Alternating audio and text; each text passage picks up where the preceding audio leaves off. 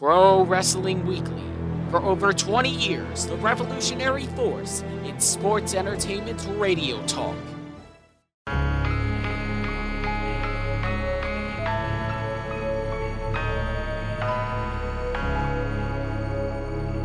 Is cooking. WBCB presents Pro Wrestling Weekly, the longest-running pro wrestling radio talk show in the history of terrestrial radio. And he's obviously Michael Cole. Call in with a question or comment at 215-949-3232 or 888-922-2149. You really do sound like a grizzled old vet. Is that where you were going with there? Yes. To not get you in trouble? Oh, I'll get in trouble at some point. Believe me, I'll do something. Well, to keep you out of trouble in this case, at least. And now, here are your hosts of Pro Wrestling Weekly, Fearon Derry and Lucas DeSangro. Ooh, I'm getting good at this radio thing. Yeah! It only took you 5.5 years. I'm not good at it yet. I'm starting. Yeah. Only slightly. Slowest escalator upward. Shut up! There's the sound of the bell, and we are set to go. This is Pro Wrestling Weekly here on 1490 WBCB and online at WBCB1490.com. Fearon Derry here with you, flying solo this week as Mitch is on a family vacation and Twitch is booked in Brooklyn. So I'll be bringing you all the news and giving the preview of Stomping Ground, although coming up, that'll be a little bit later. And, well, I was able to get their predictions prior to their departures, so I'll kind of preview everything from the three of us here, although it's me flying solo today. And boy, howdy, do we have a lot to get into, or maybe yowie wowie do we have a lot to get into. Now, the cool, trendy thing to do these days is rip WWE. I know that there's been at least a little bit of that here on the program. I know it's been very challenging, the whole Saudi showdown thing and everything. And that and a few other reasons. There's been good reason to in a lot of cases. But what I'm going to do to start off with is praise something that certainly deserves praise. The silver lining in the dark cloud that hovers over Titan Towers up in Stamford, Connecticut. That being the 24/7 championship. Yeah, I know the green belt design isn't exactly visually appealing, but what has been creatively done with the title since its introduction 33 days ago has been fantastic. We've had 6 different champions through 13 total reigns in the last 33 days, and most of those have been by R-Truth, who has been the MVP of this title and pretty much of a lot of WWE programming, and is currently the champion in his 6th reign. But the way the titles have changed hands have been examples of the brilliance that I was hoping for when the 24/7 concept returned following the hardcore championship days of the early 2000s. I mean, to give you an idea, so far, we have seen the title change hands on the entrance ramp on Raw, in the parking lot of an arena, under the ring, and then this is where it kind of goes off the rails. We have seen a title change hands on a golf course. There was also at an airport in Frankfurt, Germany, as well as on an airplane 39,000 feet above the Red Sea while Jinder Mahal was sleeping, although I'm still a fan of Gerald Briscoe winning the Hardcore Championship from Crash Holly while Holly was sleeping, as the referee's quiet as a church mouse counting to 3 was hilarious, as opposed to just kind of smothering Mahal on his airplane seat. I don't know, there's just something about it that didn't quite jive with me, although it was still entertaining. But the as far as sleeping goes, the everybody whispering, even the broadcasters, that did it for me. And something that I'd forgotten about looking back at that, I for some reason thought that it was in a hotel room, but apparently it was on the floor in the APA's office, Farouk and Bradshaw. But this week, as if all of that couldn't be topped, we saw Drake Maverick win the championship in the parking lot on SmackDown while disguised as Carmella. And then 2 days later, Truth pinned Maverick at Maverick's wedding. Yes, that's right. Drake Maverick and Renee Michelle exchanging their I do's, and as they were walking up the aisle, a referee stood in Drake's path, and Truth snuck up from behind, rolled the champion up, tuxedo and all, and got the 3 count. Yeah, I just in the middle of the wedding.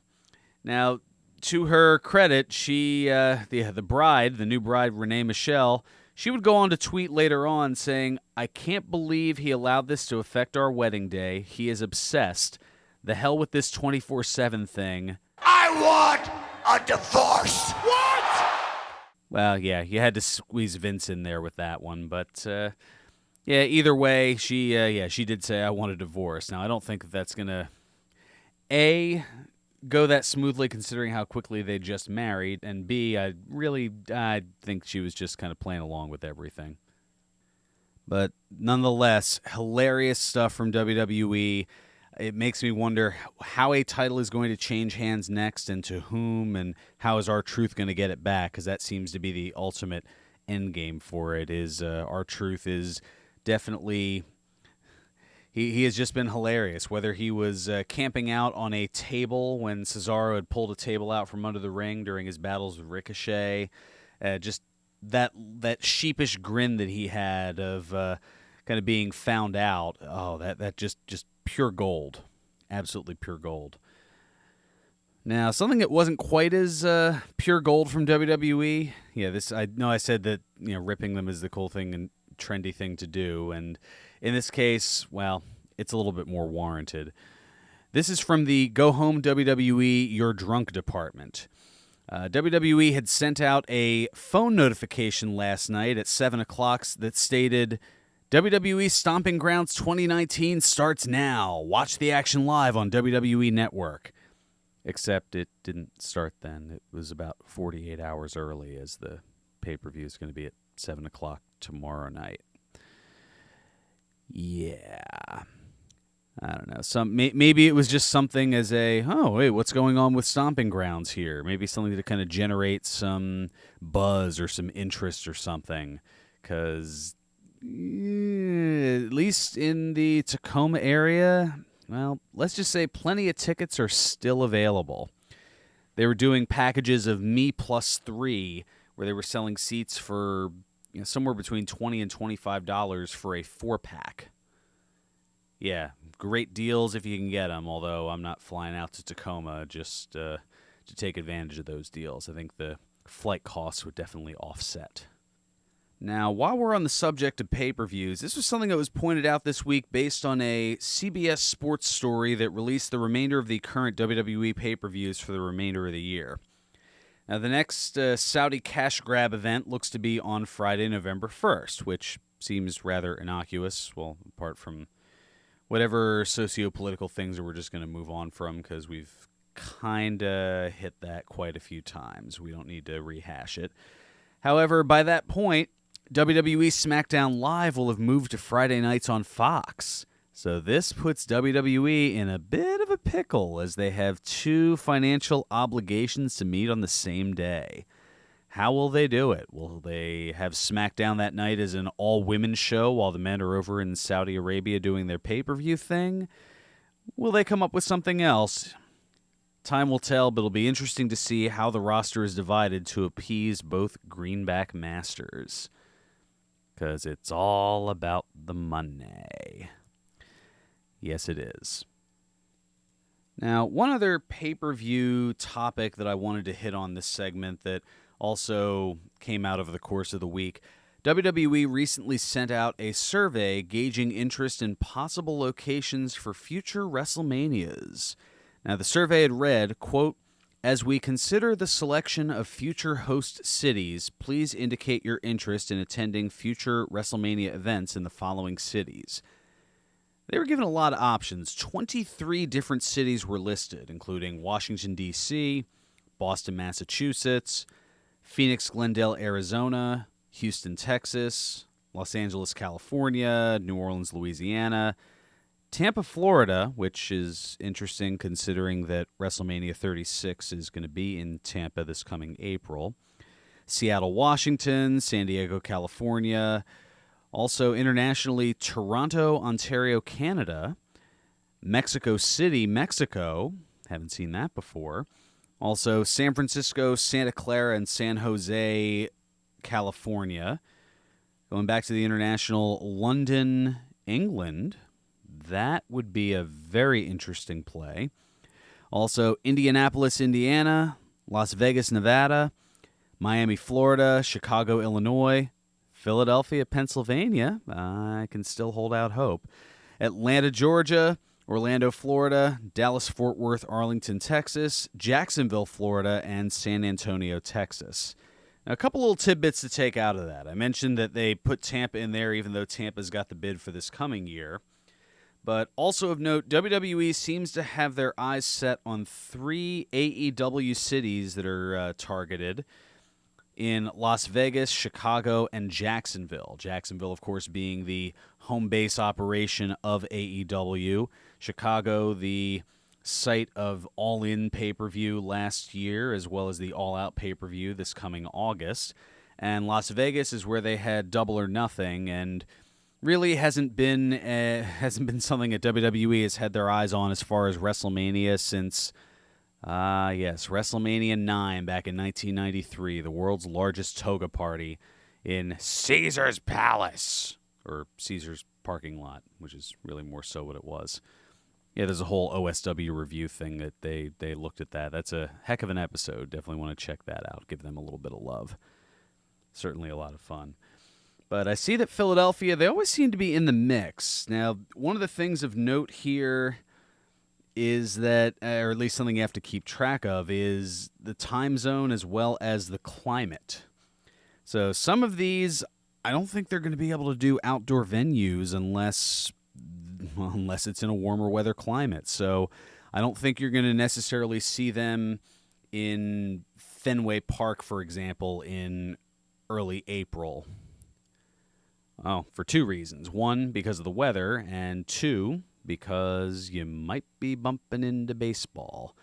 And I don't think that they're going to go with the New England Patriots Stadium. Again, early April, Boston, you have a possibility of snow to worry about. Toronto, they'll probably go back to the Rogers Center or Sky Dome. That's something that they'll get 60,000 plus with, as they've done with WrestleManias 6 and 18. Plus, Toronto is the home of SummerSlam this year, so that's certainly a way to go. Now, Mexico City, they've never done a Mexico City pay-per-view, so let alone a WrestleMania. So that could be an interesting target if they wanted to go that route. Looking at some of the others, I'd be okay if they skipped Phoenix, Glendale, or pretty much anywhere in Texas, because it seems like they've done a lot of those the last decade or so. Same thing with New Orleans, same thing with anywhere in Florida. Now, London, that would be a huge coup, I suppose, as the logistics of it would make it extremely interesting. Because in order to appease the London crowd with a live WrestleMania pay-per-view, you're looking at airing that pretty much Sunday during the day, as 7 o'clock in London would be 1 o'clock here, or actually 2 o'clock here on the East Coast, and 11 a.m. on the West Coast in the Pacific time zone. So even if you went to 8 p.m. local time, which I don't think they're going to do because they love doing their 5-hour pay-per-views now, so you know they're going to have to start at 7 local time and go to midnight and have their 2-hour pre-show. So, yeah, let's say they start at 7 local time, which here in the East Coast too. So you'd have a noon Sunday pregame for WrestleMania. Now that I think about it, I probably wouldn't mind that, as that means I'd be able to not be up into the wee hours of the morning and have to take the following day off just to recover. So maybe London doesn't seem as far-fetched as one would think. Although, who knows? I mean, that would also require WWE to think outside the box as far as the pay-per-view events and not having them in their traditional slot as they've had for the better part of 20, 25 years now. I think really you have to go back to, the early 90s, maybe 91, 92, 93, maybe even 94, where back then you had Saturday night pay-per-views. But you also have to look at the Saudi cash grabs as of late, and those have been on Friday afternoons. You've had NXT UK pay-per-views that were on Wednesday afternoons. So maybe the prospect of pay-per-views solely being on that Sunday night time slot that we're used to between 7 and 10 p.m. Eastern, or 7 and 11 p.m. Eastern for some of the larger pay-per-views, that maybe globally that is starting to go by the wayside. I don't know. There's a lot to it, and then selfishly, of course, I would love to see WrestleMania here in Philly at Lincoln Financial Field, for example, as that'll certainly be a large turnout, and I would be all about it. So, I don't know. Maybe for WrestleMania 37, who knows? I'm holding out hope for it. But yeah, just a few thoughts kind of looking in there. I mean, I'd rather they stay away from some of the popular places it seems like they've constantly gone to. I could do without another Orlando or Miami WrestleMania, as we've had a couple of those as of late. Kind of shake it up. Go somewhere that you haven't really been in a while, if ever. I mean, Indianapolis, the last time that WWE was there, to my recollection, for WrestleMania was WrestleMania 8, and that was in the Hoosier Dome. That was in 92. A lot has changed since then.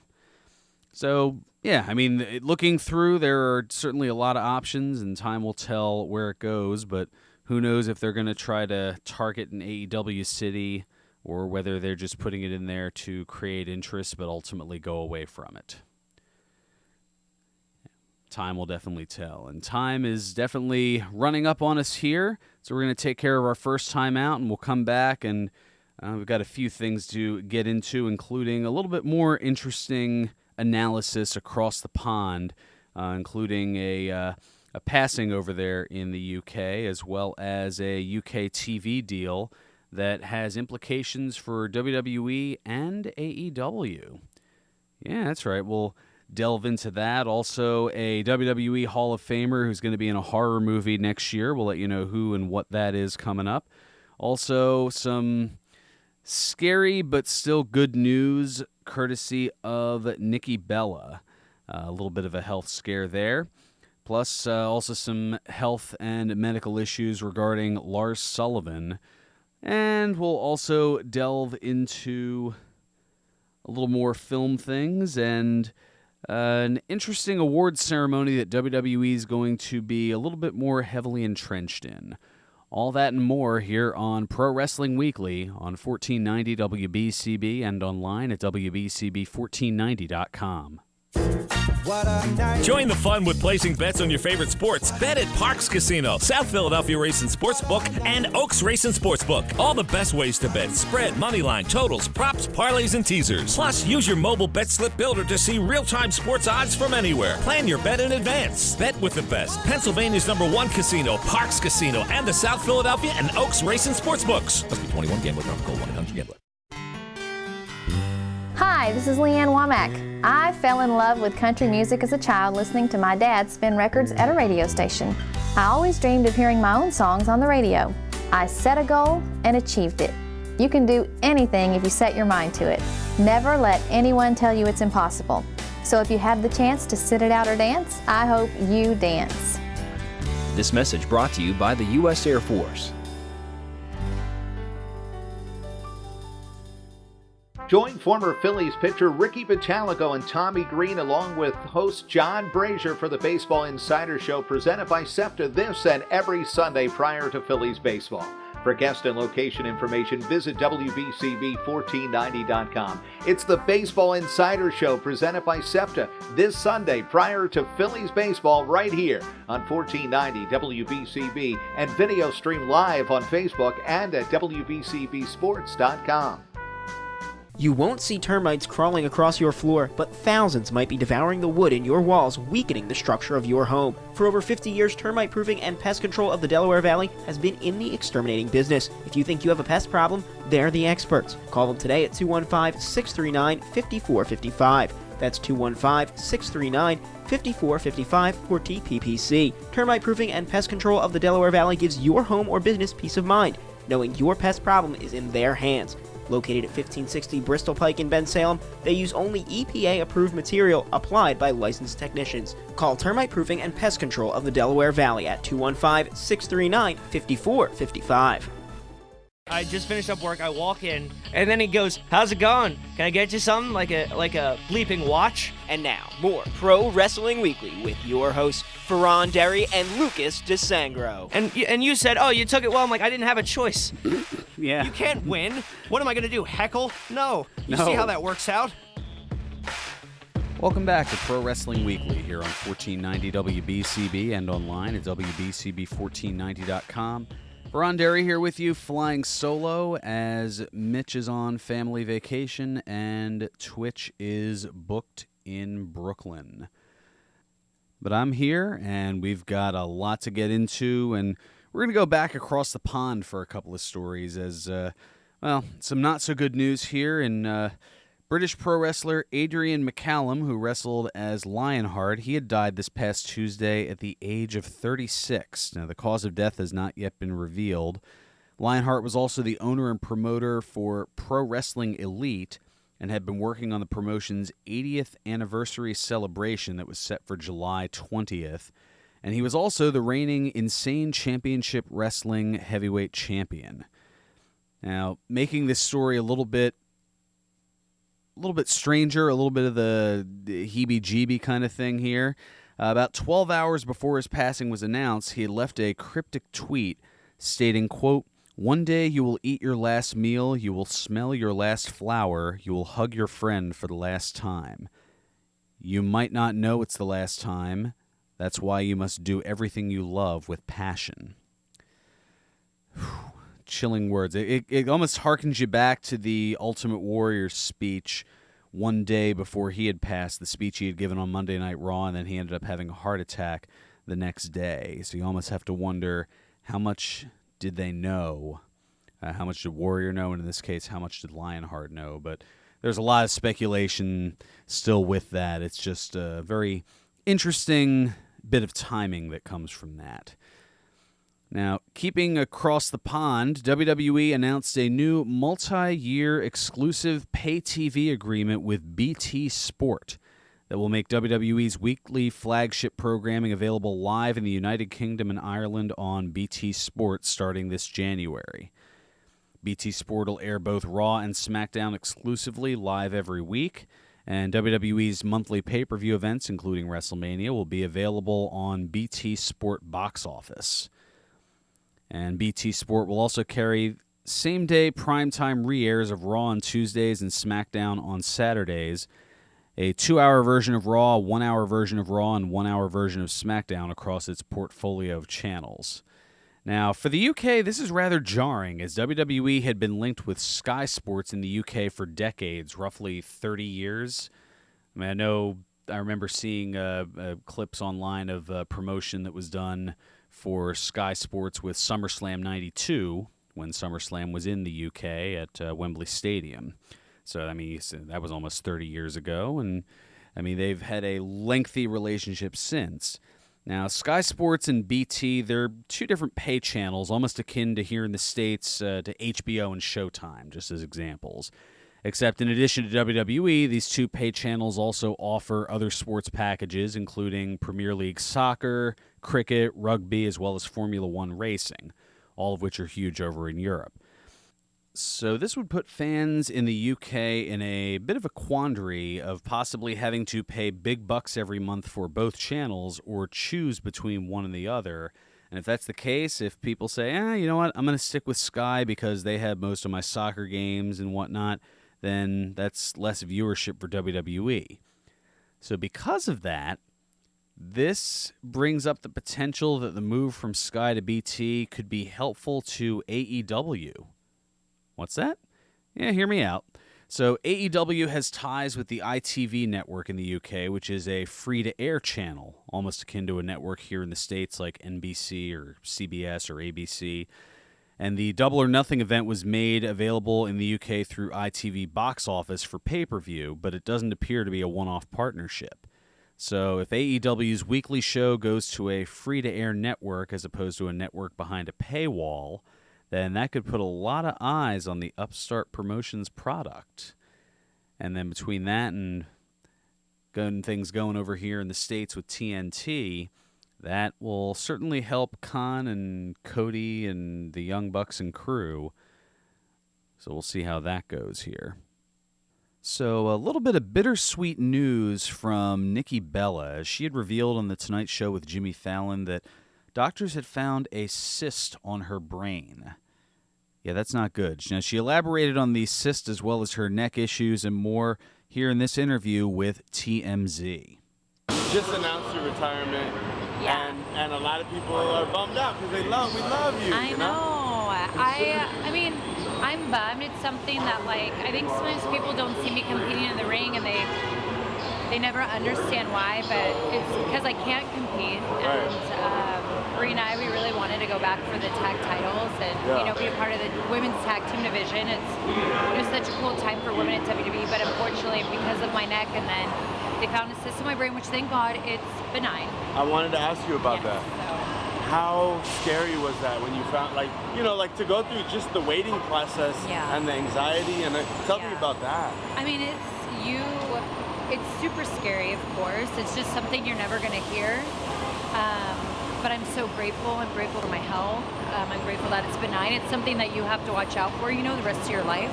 Yeah. Because you never know how it can change. Sure. But I'm definitely grateful because I know people go through it worse. So, but it was definitely really scary, and it just keeps me out of the ring. Go to your doctors, get checked up, get your blood taken. I know it can be scary, but you need to know what's wrong with you. And trust your gut. If you don't feel right, go get it handled. I love that everything's all good, but thank you. We're sad to see you stop. Look, thanks. Hey, I believe in miracles, so you never know. Really? I do believe in miracles. You think maybe with time you can get cleared? I mean, we'll see what the man upstairs has in store for me. Well, you just retired now. Now everyone's gonna hear this and think you are unretired. But it's totally me, right? But no, I am retired from the ring. So as much as she wants to come back, her health issues are too much to allow her to come back. But there is some good news for Nikki, as E! Network has renewed her series Total Bellas for a 10-episode 5th season. That's the reality show starring Nikki as well as sister Brie Bella, and that new season will premiere in early 2020. Now to some other injury news. We talked last week about Lars Sullivan's knee injury, and it was perceived to be not so bad. Well, turns out it's bad. Sullivan already had surgery to repair the knee and is set to be out for the next 6 to 9 months. So maybe see you at the Rumble, maybe see you at WrestleMania or somewhere about that point.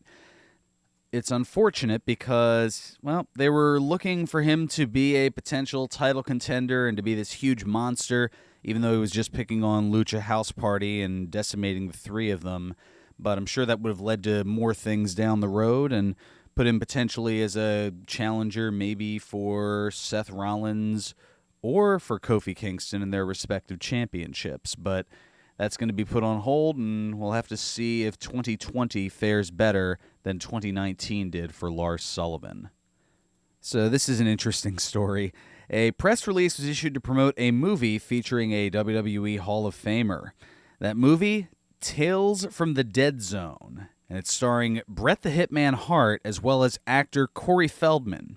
Yeah, you remember him from The Goonies as well as Stand By Me and The Lost Boys back in the 80s. Well, that movie is slated for a 2020 release. Tales from the Dead Zone, it's about a medical examiner conducting autopsies on victims of a horrible car crash who imagines how they may have lived their lives. And the anthology links the 4 terrifying stories together. It's intriguing, but I'm not personally a horror movie fan, so I don't know if I'll see it, but it definitely sounds intriguing enough. We'll see next year if my interest is piqued enough, though, to check it out. And it certainly sounds interesting. It's just, for me, I'm not a big scary movie guy. So I'll probably pass, but it sounds like something you should check out. I'm sure we'll find out more about it as it moves along here. Now, this is also, well, I guess, I don't know if it's going to necessarily be any type of award-winning movie, but there is an award that will be placed in for WWE, at least in some capacity, as they're going to be involving themselves with the popular sports network ESPN, as a Best WWE Moment category has been added to the annual ESPY Awards. Now, you may know of it, you may not, but the ESPYs is something that ESPN does every year, usually on that Wednesday in July right after the baseball All-Star game, because that is usually the only day of the year where none of the four major sports, basketball, baseball, hockey, or football, have any games going on. So that's a chance to kind of take a pause and offer awards for all different types of categories: best male athlete, best female athlete, best Major League Baseball player, best... they have a whole bunch of them, but now they've added a Best WWE Moment category. And the nominees for that award, well, you've got Roman Reigns returning to Raw to announce his leukemia is in remission. And you've got Becky Lynch winning the Raw and SmackDown Women's Championships at WrestleMania, Kofi Kingston winning the WWE Championship at WrestleMania, and Ronda Rousey beating Alexa Bliss at SummerSlam to win the Raw Women's Championship. Now, that award show will be broadcast live on ABC Wednesday, July 10th from the Microsoft Theater in Los Angeles, California, and comedian Tracy Morgan is hosting the event, so you have to figure there's probably going to be a pretty hefty WWE presence. I would imagine all of the nominees will more than likely be in attendance: Becky Lynch, Kofi Kingston, Roman Reigns, as well as Ronda Rousey. And where Becky Lynch is, you know that boyfriend Seth Rollins is not too far behind. So, well, I have a hunch they may all be in the audience there. Just a bit of a guess there. Now, one other movie note here. WWE issued a press release to announce that production is underway for the Netflix film The Main Event, starring Seth Carr, Takina Arnold, Ken Marino, Adam Pally, and as well as WWE wrestlers Kofi Kingston, The Miz, and Sheamus. Jake Harris will be directing, and the official description of the film reads, "After discovering a magical mask, an 11-year-old aspiring wrestler enters a competition to become the next WWE superstar." The film is expected to premiere on Netflix in 2020. And for those wondering why WWE Studios is shooting the film for Netflix rather than the WWE Network, well, it's all about the money. Yes, it's clearly a case of WWE Studios making money from Netflix, whereas they wouldn't get that payday if they produced it for their in-house streaming service.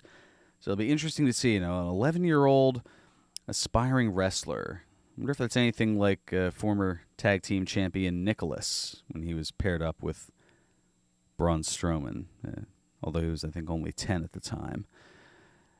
Man, there's a where are they now for you. What happened to Nicholas since his brief title reign there? Crazy things that happen in wrestling. What can I say? Anyway, we're going to take care of a little bit of business here. We'll come back. We've got some contract news to get into, as well as the predictions starting to go wrong for Stomping Ground, as well as the usual birthdays and Today in Wrestling History and all the other good stuff in our final segment here on Pro Wrestling Weekly on 1490 WBCB and online at WBCB1490.com. Hi, this is Dr. Lee Piccarello, inviting you to tune in every Friday morning at 8 a.m. to The Head Game, a must-listen show for athletes and coaches of all levels and ages.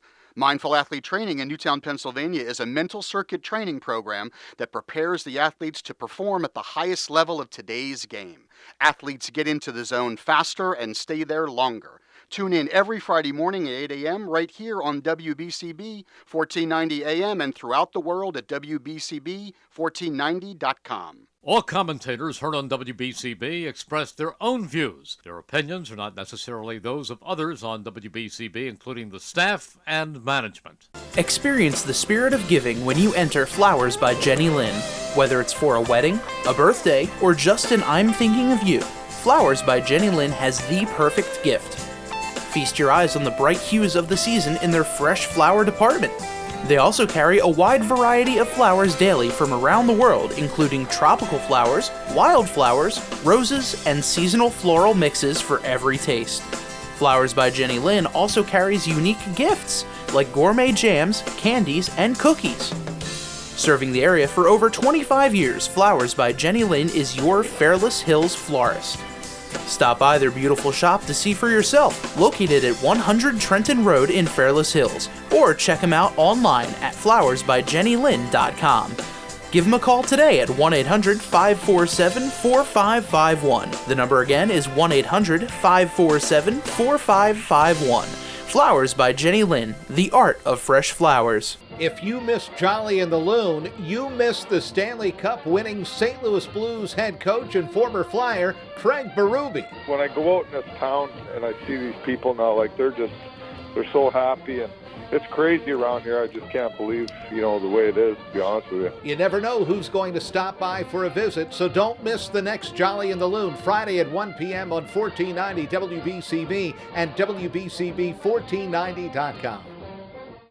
Pro Wrestling Weekly presents Today in Wrestling History, June 22nd. On this date in 1996, ECW held its Hardcore Heaven pay-per-view. In the main event, Sabu pinned Rob Van Dam.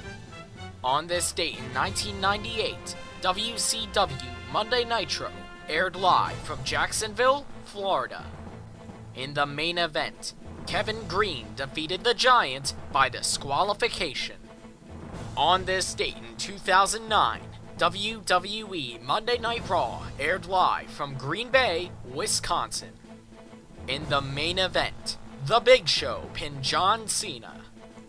On this date in 2014, Ring of Honor held its Best in the World pay-per-view. In the main event, Michael Elgin pinned Adam Cole to win the ROH World Heavyweight Championship. This has been Today in Wrestling History, June 22nd.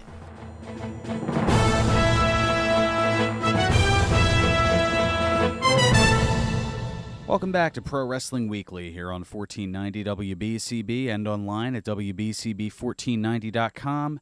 Fearon Derry here with you, flying solo today as Twitch is booked up in Brooklyn and Mitch is on family vacation. So a couple of contract things to get into here before we make our way to the stomping ground lineup and predictions certain to go wrong. Well, firstly, Impact Wrestling announced that they had released Scarlett Bordeaux from her contract on Tuesday, and they had put a statement up on the Impact Wrestling website saying, Impact Wrestling confirms that it has released Scarlett Bordeaux from her commitments to Impact.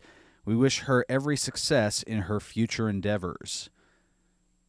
Interesting. They're taking the WWE route. Although I will say that they had spelled endeavors with a U because they're based out of Canada now. So that's well played, or should I say right on, eh? Well done. Now, other contract news as, while some go, others are staying put and signing up for various reasons. WWE trying to lock in their various superstars as, there have been a lot of rumors of unrest in WWE. A lot of people looking to make their way over to AEW or at least get out of WWE. Sasha Banks has still been extremely unhappy. The Revival, despite their recent push, they've been unhappy. Just to name a couple, obviously Ambrose was unhappy, and now, he's Jon Moxley over in AEW. So WWE trying to lock up some long-term deals to keep people from potentially jumping over. So this past week, WWE had signed 5-year extensions for Mike and Maria Kanellis. That's right, the Lovebirds sticking with WWE for the next 5 years, and also a deal re-signed, or I guess an extension signed for one Mojo Rawley. That the terms weren't released other than it is a multi-year extension. So Mojo Rawley going to be sticking with WWE. Now, who's to say whether these people would have been taken under AEW's wing, but I guess WWE at this point not wanting to take any chances given the hot start to the upstart company that is AEW. Now, there's some contract news as well over on AEW's side, and it's pretty much under the realm of exclusivity as the aforementioned Jon Moxley, he was axed from the G1 Climax event that was going to be for New Japan Pro Wrestling in Dallas, as he was initially going to appear, but AEW said, no. You signed this deal with us. We need you here for this. We can't have you potentially getting hurt in Dallas and ruining your in-ring debut with AEW. So he got pulled from that. Also, MJF, who has been very hot on the scenes, is probably one of the best heels in wrestling right now.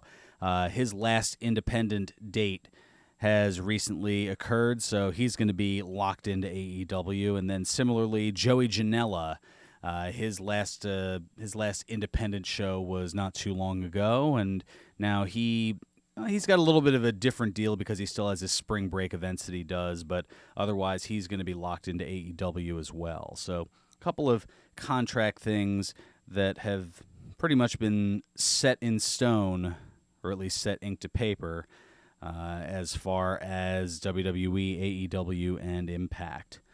So now let's go ahead and get to it here.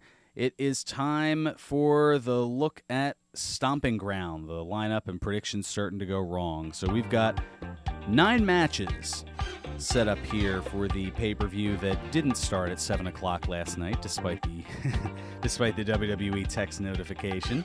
So first off, we'll go in any order here. They haven't really said what a pre-show match is going to be for it, so they may add something to the card here. But Daniel Bryan and Rowan, they are defending the SmackDown Tag Team titles against Heavy Machinery, Otis and Tucker.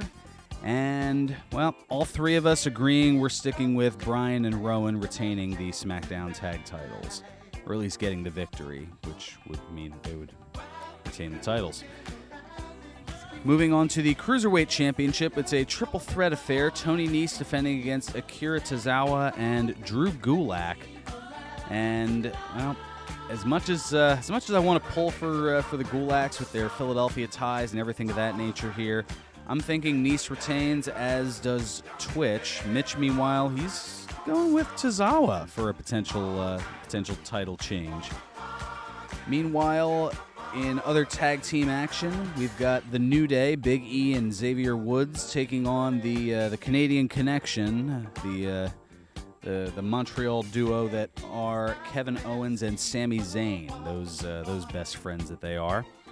I'm going with New Day, as is Mitch. Twitch, he's always been a big Sami Zayn guy and Kevin Owens guy as well, and I think he's leading with his heart on this one, and he's going to go with Owens and Zayn on that one. We'll see if this propels his lead a little bit further, as he's 1 pick ahead of me in the predictions starting to go wrong for the year.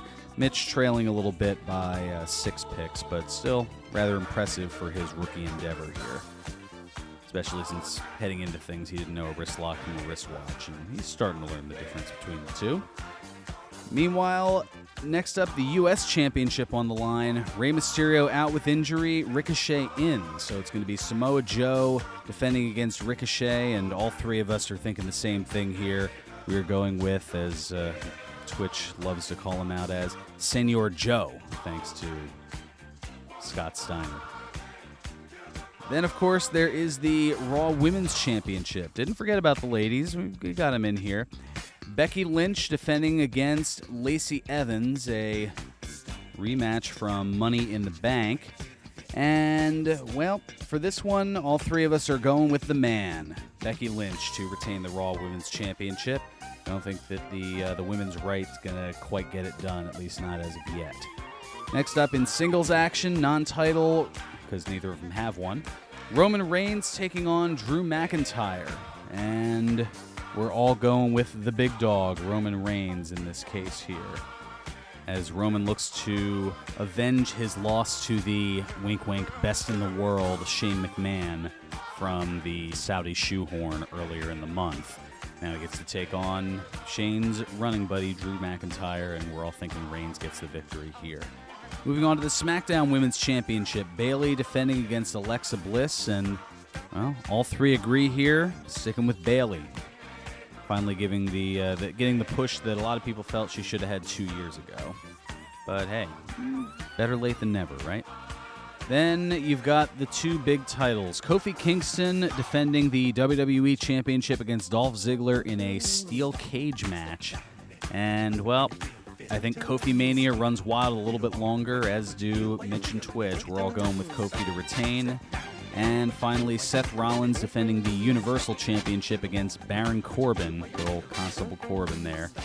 And despite the yet-to-be-determined special guest referee, we're all thinking Rollins retains and moves on, probably to Extreme Rules, and we'll see what kind of weapons get involved, as there will probably be a rematch between the two once again. But for now, it looks like Rollins is the safe pick, and that's what all three of us are going for.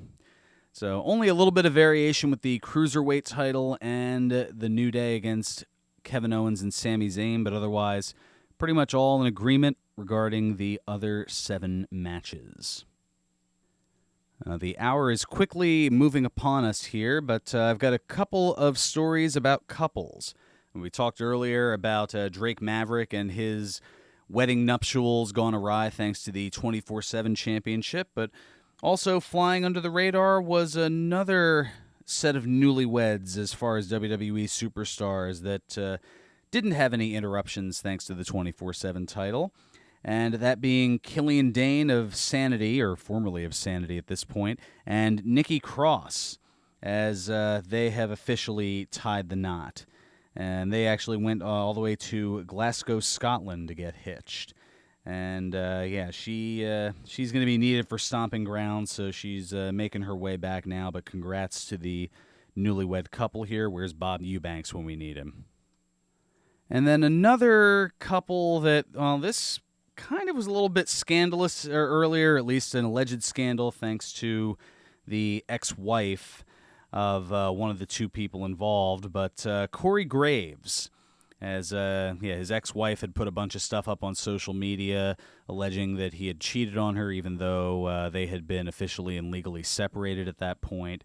Well, now I guess enough time has passed and enough separation has passed, as there is now a public photo of Corey Graves and his new main squeeze, Carmella. That's right, Carmella and Corey Graves. It's one of those things where they've been dating for a while, but they haven't exactly been public about it, but now they're starting to go public.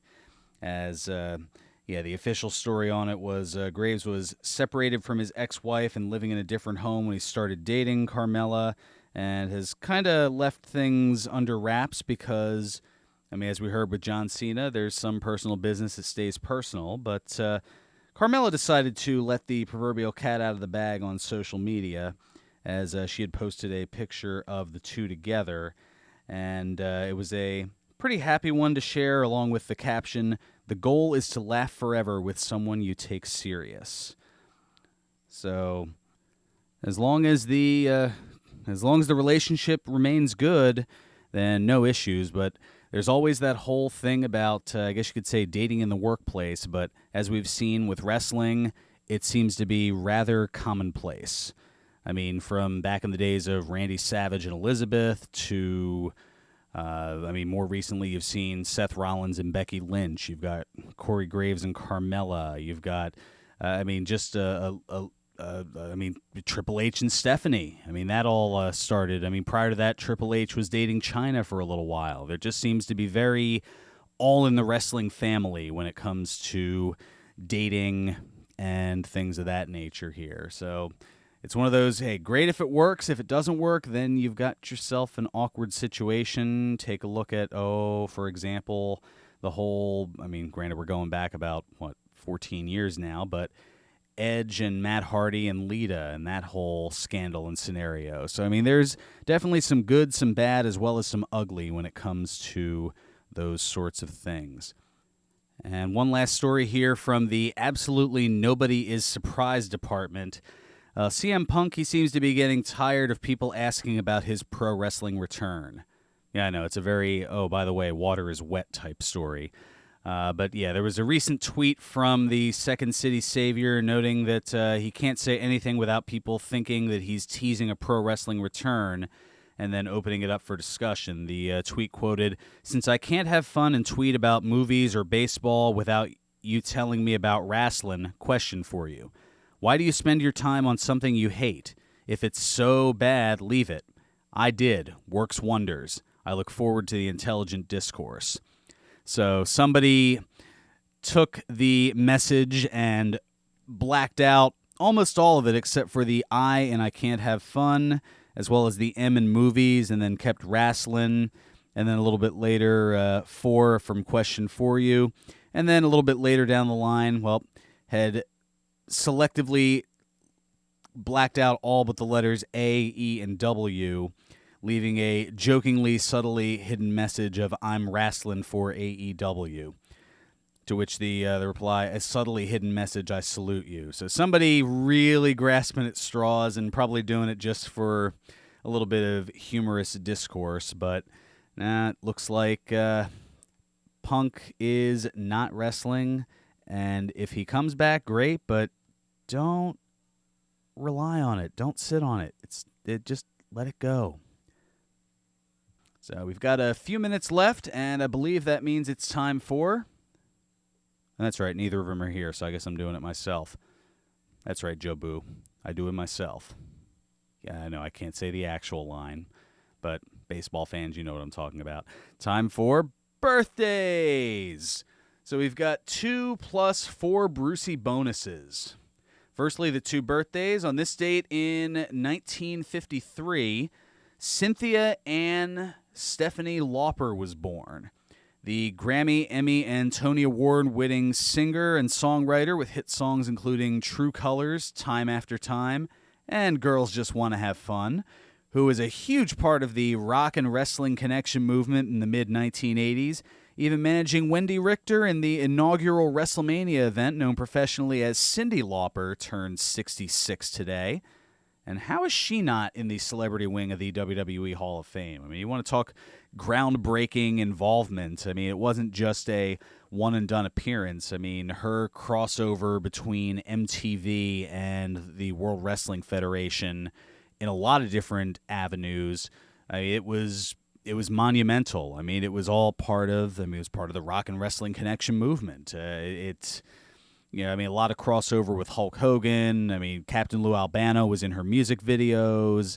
It kind of surprises me that she hasn't been tapped for it yet, but I have a hunch that she tends to be touring around the time that WrestleMania is going on. I don't think that they've been able to collaborate, and I'm hoping that that's the reason, as I'm surprised she is not on the short list of celebrity inductees. And on this date in 1974, Kimberly Dawn Davis was born, the former Ring of Honor, TNA, and New Japan wrestler and valet known as Amber O'Neal and Amber Gallows when she was with the Bullet Club. She turns 45 today. Now to the Brucey bonuses, things outside of the world of wrestling. On this date in 1936, Christopher Christopherson was born. Ted's going to love this one. The actor, singer, and songwriter who took the song Why Me to the top of the country charts back in 1973 and also wrote a bunch of hit songs including Me and Bobby McGee, For the Good Times, and Sunday Morning Comin' Down, just to name a few, as well as performing in movies including A Star is Born and one near and dear to my heart as a kid, Big Top Pee-wee. Yeah, that's right, Pee Wee Herman's second or sequel, I guess, movie in a sense.